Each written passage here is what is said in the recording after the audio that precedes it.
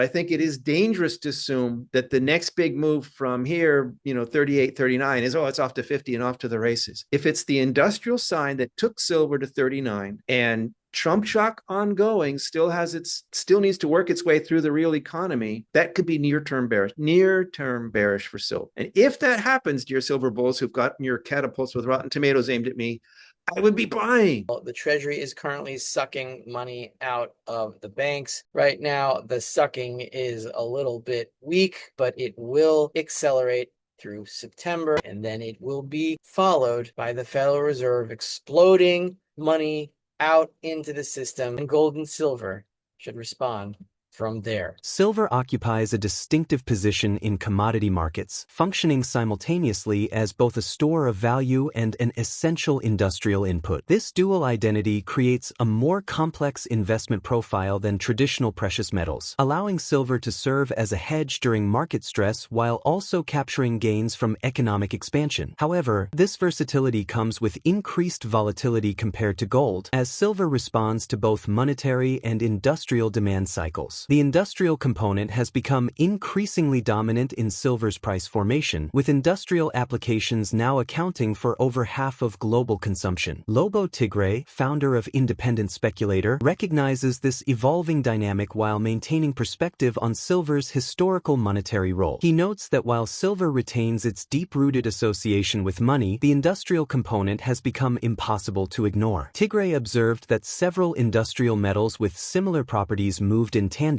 each responding to distinct industrial applications. This industrial transformation brings both opportunities and risks. Tiggre cautions that if the recent rally was primarily driven by industry, any sector slowdown could create near-term pressure. However, he views potential pullbacks as buying opportunities, highlighting silver's unique position to benefit from both monetary concerns and industrial growth. The long-term industrial outlook remains robust despite short-term uncertainties. The renewable energy transition and the emergence of AI technology are expected to sustain higher demand in the years to come. Solar panel manufacturing presents promise, as increased silver content directly improves energy efficiency, creating economic incentives for greater usage. Tiggre views silver's dual role, both as a monetary hedge and an industrial metal, as key to its long-term strength, despite potential short-term softness in demand. This video examines the outlook for silver, with a focus on how growing industrial demand could push prices higher. If you value data-driven market insights, don't forget to like and subscribe for weekly updates. Your support helps us continue providing valuable analysis. Funny you point that out. Like, people would write in and say, "Oh, this is it. The de-dollarization trend is at the point silver's really taking off." Well, if that was true, why wouldn't gold be taking off at the same time? Or if that was true, why were platinum and palladium and even rhodium taking off at the same time as silver? So, gold moved months ago, silver just last month. I don't see that as evidence of this being a monetary phenomenon. It's not about de-dollarization, dollarization, bricks, whatever. I think the evidence suggests that this is something industrial. And, this is where people, start calling me Darth and other things, because silver, yes, I get it. Silver is the word for money in many languages. I speak Spanish, I know, but French too. But I think it's undeniable. It's simply sticking your head in the sand to ignore the fact that silver's industrial side is increasingly important. And yes, it impacts the price of silver on the market. And we saw various expensive silvery metals moving at the same time. Now, what was puzzling, like if it was just that, it would be one thing. But what was puzzling about it is that the industrial use case, though, for silver and platinum is quite different. Platinum and palladium, okay, they're pretty close. Rhodium as well. They go in catalytic converters. Silver goes in solar panels. So why would silver move at the same time as these automotive metals? Okay, there's some silver in cars, and I understand that hybrids use a lot more silver and so, but it's not the same thing. So I thought it was interesting, and my take actually right now, and this could change based on new data, but the latest move was actually downwards in the other silvery metals and upwards to sideways in silver. Like silver outperformed platinum, palladium, rhodium this last week. So I'm thinking that it might actually just be one of those times where it was a coincidence that silver moved at the other time as these, like the others moving together made sense. And it just so happened that something else moved silver at the same time. I don't know what that is. I don't have secret sources in the CIA, right? I don't have an actual working Palantir to see what's going on in Mordor. But I did notice that the Japanese build out of solar installations went through the roof. Now, it had started before, and I had thought that was just, sorry, the Chinese. I thought that was the Chinese saying, oh, we can't sell these solar panels in the US, so we'll install them ourselves. But it's continued even with the détente. And as you and I speak, they've just kicked the can down the road again, right? So it seems like the deal right now is the pre-deal with the US and China. But the Chinese solar install keeps going through the roof. So if there's actually been a policy decision in Beijing and they're really ramping that up, that's going to consume a lot of silver. And if that happened at the same time as, the sort of sigh of relief in the markets about, the tariffs in general, put a tailwind on the automotive case, then it could have been a coincidence. But I'm just saying this because the industrial side, it seemed like it was the industrial and not the monetary side that made silver go up to 39. But the use case in actual industry is so different from the other metals. So I don't know the answer. This is one possible explanation. The takeaway from this, Chris, is, and I'm going to get rotten tomatoes thrown at me, but I think it is dangerous to assume that the next big move from here, 38, 39 is, it's off to 50 and off to the races. If it's the industrial side that took silver to 39 and Trump shock ongoing still needs to work its way through the real economy, that could be near-term bearish for silver. And if that happens, dear silver bulls who've gotten your catapults with rotten tomatoes aimed at me, I would be buying, right? I'm not making a bear case for silver. I'm just saying its industrial side seems to be what moved it recently. There is reason for concern about that in the nearest term. And if so, I wouldn't see that as a bad thing. I'd see that as a fantastic buying opportunity because ultimately, going forward, silver benefits from its industrial use case and from the monetary case. It benefits from the money printing and the inflation side as money, and it benefits as a commodity from the explosive growth of the, Trump's building out Fortress America, Europe remilitarizing, Russians and the Chinese not wanting to be left behind. I just think, as much as people get mad at me for warning that 39 doesn't mean 59 is next, I think that silver is the win-win metal here. Silver benefits from these tailwinds on the industrial side that gold doesn't. And I think both of those are in the future. Well, let me quickly say on the short term, because silver gets consumed, right? Unlike gold, which mostly, we dig it out of one hole in the ground and store it purified another hole in the ground, like silver gets used up. So the amount of silver stocks available for its many industrial and medical and other uses are limited. And if there is a disruption of supply, those stocks can get cleaned out quickly and you can see a silver squeeze. That is a real thing. It does happen in the real world, but it tends to be self-regulating because people tend to dishoard. It's one of those things where your audience and mine, we see a sale on silver, we just stack more. But the average person out there, they see, silver surge, and they're like, oh, well, grandma's old tea set isn't doing us any good, and we got to polish that darn thing all the time. It gets tarnished, right? So let's just sell it, right? So there's frequently a spike in silver is met with selling, but that's short term. The long term, and I'm not sure if anybody else, I haven't heard anybody else really articulating this, but in my view, the long-term bull case for silver isn't just the monetary thing. Again, it benefits from its industrial side. Its industrial side is a positive in my view, not a negative. And here's the thing. Most silver is a byproduct. Like we all know that if we know about the mining, there's no such thing as a pure silver mine. Even the super high grade like Ishikari in Japan, that's actually a lead mine. It's galena with, gobs and gobs of silver in it, but it's by volume, it's a lead mine. And okay, the lead doesn't matter to something that high grade, but for most mines, the base metal the silver is in matters a lot. If you combine lead and zinc, that's the biggest supply of silver. If you take it by individual metal, it's actually copper. These big giant copper porphyries are the biggest supply of silver in the world. And the thing about that is the silver is so unimportant to them that they're happy to do a silver stream deal because the money's in the copper. And so this can be a good or a bad thing in that if you have a bunch of copper production, copper prices are high, you might worry, oh, that's bad for silver because that's going to flood the market with silver. Even if the silver price goes down, the copper miners are still going to mine it, right? So why am I bullish on that case? Because the copper pipeline is almost dry. Even if all you care about is gold and silver, or even just silver, you should pay attention to the other markets. And if most of your silver comes from copper mines, it matters what's happening with copper mine. And I mean, if the United States takes 30 years to permit one copper mine, and there's like one other that might be shovel ready. It's just like the pipeline for big enough to matter copper mines that have silver byproduct coming online.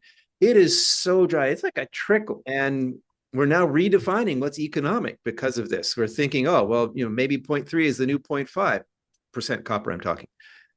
Because there's just not enough copper at the old grades that we used to mine. What I'm saying here is that we're looking at a structural deficit of supply on the copper side for years, if not decades to come. And yeah, we'll permit these and build these as fast as we can, but that takes years or even a decade. These giant, multi-billion-dollar mines, you don't just build them overnight. As the industrial side booms, if the supply comes from the biggest source of supply comes from these mines, of which there are so few and far between, and it takes many, many years to permit and build, I think that actually paints a very bullish case for supply constraint on silver that I think is highly material. Market observers are tracking converging signals that suggest significant changes ahead for financial markets. Data from the Endgame Investor, highlighted by Farber, shows that June 2025 recorded one of the sharpest monthly increases in margin debt. This pattern has historically preceded major market tops or corrections. Margin trading reached unprecedented levels in June, with investor debt balances hitting a record $1 trillion,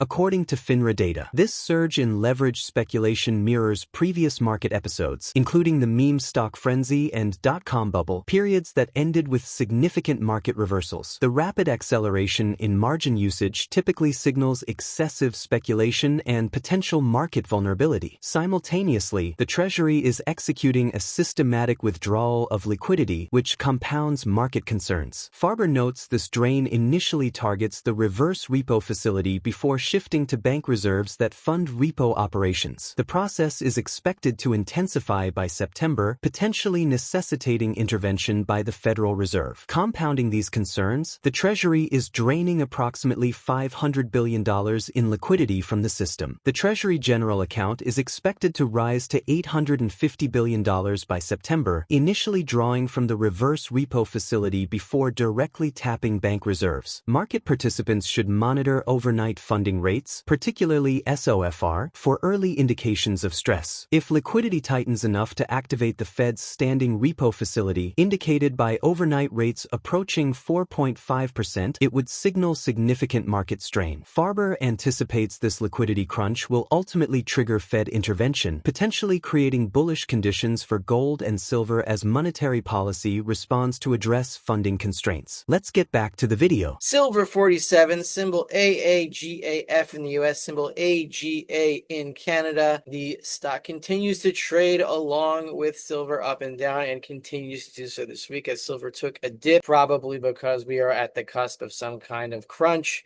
or some kind of recession. We can see that in the employment numbers, but don't worry, Trump is going to fire the head of the BLS, the Bureau of Labor Statistics, that is responsible for releasing the statistics on employment. He didn't like them, but once she's fired, everything will be fine. Anyway, the news out today for Silver 47 is that it's completed its merger with Summa Silver. The reasons for the merger were multiple.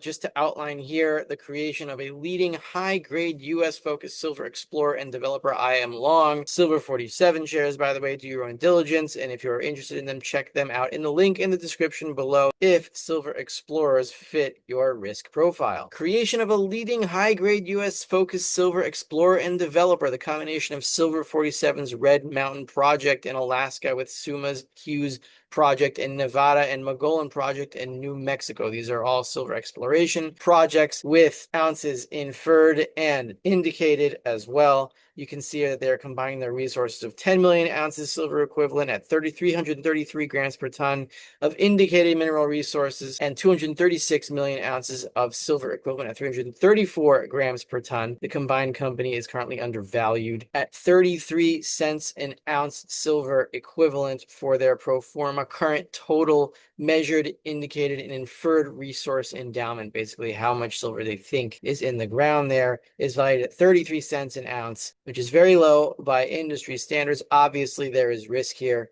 but for now, the company continues to trade more or less along with the price of silver bullion. And with that, let's move on to the slides for this week's silver report. First of all, this is a chart that I configured from FINRA, the federal something something for something else. I don't remember what it stands for, but they crunch a bunch of numbers for trade accounts and whatever. Debit balances in customer security margin accounts, otherwise known as trading on margin, the total amount of debt that is outstanding for institutions and individuals together who trade on margin, trade stocks, bonds, crypto, whatever it is. If there's margin in their brokerage account, it shows up here. We have crossed the $1 trillion threshold for the first time ever, but I don't think it's the absolute number that really matters because, of course, as you inflate the money supply, you inflate the margin supply as well.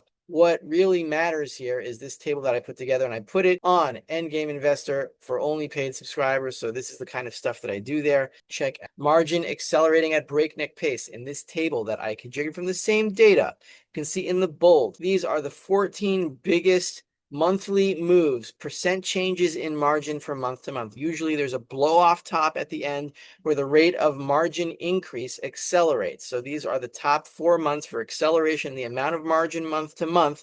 And you can see here that June 2025 is in the bold here at $1 trillion and 7,961,000,000, whatever that is. You can also notice that these things tend to peak. The rate tends to peak just before a recession or just before a crash or whatever it's going to be. Also at the beginning of a boom.